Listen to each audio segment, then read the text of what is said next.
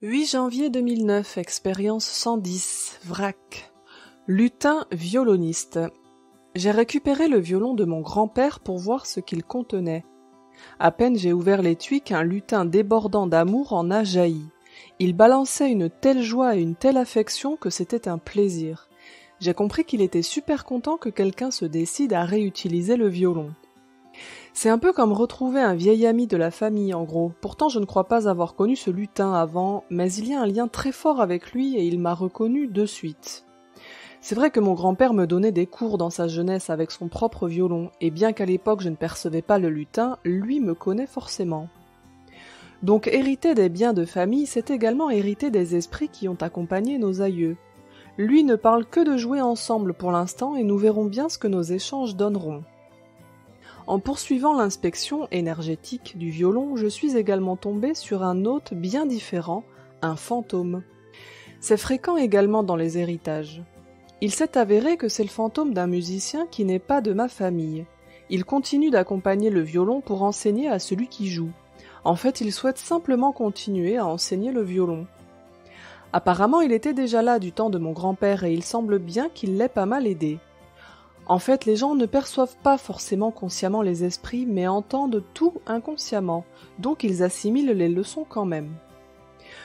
Mais moi j'avoue que les cours du professeur humain, j'en ai eu un paquet, donc je préfère largement m'amuser à jouer avec le lutin. En plus, ce gars devrait plutôt monter en haut, histoire de passer à autre chose. J'ai passé un moment à négocier avec lui, je lui ai expliqué à quel point il avait été un bon prof, que là-haut il y avait sûrement plein de gens qui attendaient de se faire enseigner par lui, après tout qui sait. Au bout d'un long moment, il a fini par accepter de monter. Je n'envie pas les passeurs de mort, parce que des fois c'est super dur de les convaincre de continuer leur chemin. Sinon pour le reste, l'esprit du bois est bien là, et il va falloir le réveiller.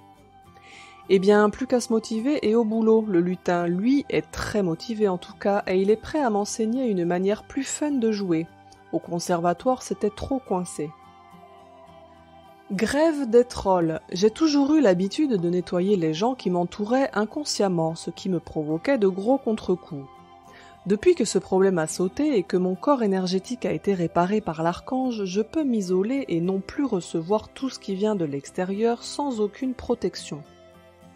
J'essaye toujours de nettoyer les corps énergétiques des gens autour de moi quand je le peux. Personne ne le réalise, mais les maladies commencent dans les corps supérieurs et apparaissent en bout de chaîne dans le corps physique. Réparer et nettoyer les corps énergétiques des autres leur évite des maladies, mais il faut que ceux-ci soient d'accord inconsciemment, sinon les problèmes réapparaissent. Comme communiquer avec l'inconscient des autres est plus simple que de communiquer avec le conscient, je sais souvent qui veut se faire soigner. C'est assez limpide dans les comportements et la lumière me le dit dans l'action, donc je le sais. Donc je fais du nettoyage à plusieurs niveaux, mais j'ai un peu négligé les extraterrestres ces derniers temps. L'autre jour, je me réveille le matin un peu en vrac. Ma fée me dit que je suis en train de me faire squatter. Je vérifie et il y a un extraterrestre négatif sur moi et ce con est en train de me foutre un implant. C'est pour ça que je suis en vrac. Je l'ai ramassé la veille en nettoyant dans un pub. Faut dire qu'il y a des trucs qui traînent dans la foule, particulièrement en ce moment. Je le dégage direct en appelant les positifs et leur demande d'enlever l'implant. Apparemment mon troll me fait la tête. Puisque je ne veux plus qu'il déquille les entités, il a décidé de faire la grève. Bon, j'ai été obligé de lui faire des excuses, de reconnaître son utilité. Honnêtement, depuis le temps que je nettoie tout le monde sans lui, je serais déjà mort et enterré, ou au moins malade chronique. Donc il est autorisé à déquiller tout ce qui me squatte quand même. Autant utiliser les talents de chacun, non? Alien télépathe. Donc le meilleur moyen pour faire face à une peur, c'est de démystifier les choses. J'ai peur des extraterrestres, donc autant me renseigner sur eux et leur fonctionnement. Renseignement pris, les aliens négatifs installent des implants qui empêchent d'évoluer, sûrement en bloquant les chakras. Ils vont dérégler les axes horizontaux et verticaux du corps énergétique, ce qui provoque des perceptions altérées. Et ils peuvent provoquer de gros ennuis de santé. Faut pas être parano non plus, mais un petit coup d'extraterrestre positif pour les nettoyages, ce n'est pas mal. Donc j'en ai profité pour discuter avec mon fantôme extraterrestre. En fait, à mon grand étonnement, la conversation a été super limpide aussi. Alors en fait, je me trimballe un implant qui m'a été installé par l'Armada qui nous aide en ce moment, ceux qui sont intervenus après le problème du pub. Il augmente mes capacités télépathiques, ce qui rend les conversations bien plus limpides, en tout cas avec les extraterrestres. Et il permet d'autres choses aussi, entre autres ça aide mon boulot de nettoyage sur le nombril. Je bouffe à tous les râteliers pour ce qui peut me permettre d'évoluer et de nettoyer les chakras. En plus, ça ne gêne pas la fée du feu.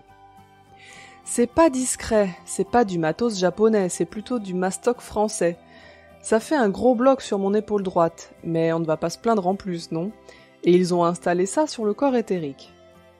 D'après mon consultant, les extraterrestres que j'ai rencontrés en patrouille ont une technologie qu'il qualifie de très primitive au niveau des vaisseaux spatiaux et du reste. Il semble qu'ils soient issus de cette galaxie, mais pas de la même dimension. Il a dit que l'implant qu'on m'avait mis, bien que pas très évolué, était potable et qu'il pouvait s'en servir pour communiquer avec moi. Ma foi, je ne vais pas le contrarier. Lui est issu d'une autre galaxie et d'une dimension au-dessus, et sa civilisation est largement plus évoluée. Bref, s'il considère que des types qui sont dans un vaisseau spatial qui maîtrise le déplacement dimensionnel sont peu évolués, je n'imagine pas ce que son peuple sait faire. Pour eux, on doit être des hommes des cavernes.